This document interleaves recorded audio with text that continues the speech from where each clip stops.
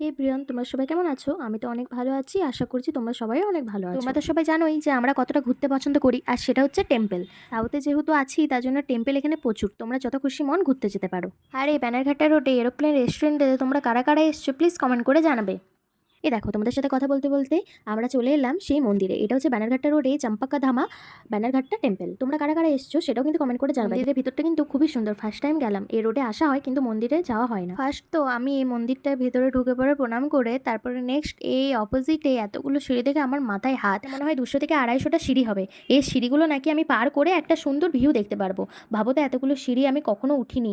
এই প্রথম কি করে যে উঠবো সেটা আমি ভাবছি। মাত্র কটা সিঁড়ি উঠতেই আমার নাজেহাল অবস্থা হয়ে যাচ্ছে। জানি না কি করে যে এতগুলো সিঁড়ি উঠে পরে আমি ওই ভিউটা দেখতে পাবো, আদৌ পারবো কিনা সেটাও জানি না। আর এইদিকে আমার পর আমাকে একা ফেলে ও নিজে লাফি লাফি উঠে গেছে কতটা, আমি আর পাচ্ছি না। বলছে আমাকে বাঁচাও, আমাকে বাঁচাও, আমাকে টেনে তোলো। কি করে উঠি বলো তো এতগুলো সিঁড়ি? সত্যি এতটা যে কষ্ট হয়েছিল এখানে উঠে এই দৃশ্যটাকে দেখে, আমার তো আর কষ্টটা কষ্টই মনে হলো না।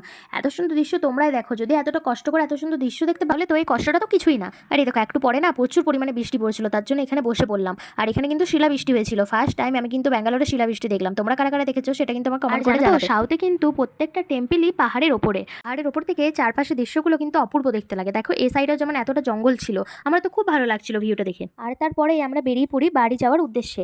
কিন্তু রাস্তায় এত পরিমাণে বৃষ্টি পেয়েছি যে বাড়ি তো যেতে লেট হবে, তার জন্য এখান থেকে টুকিটাকি কিছু খেয়ে নিলাম। তারপরে দেন আমরা বাড়ি চলে গেছি। তো ব্লগটা আজকে এই পর্যন্তই। কেমন লাগলো বন্ধুরা অবশ্যই কমেন্ট করে জানাবে। আর হ্যাঁ, ফলো করতে কিন্তু ভুলো না। So by.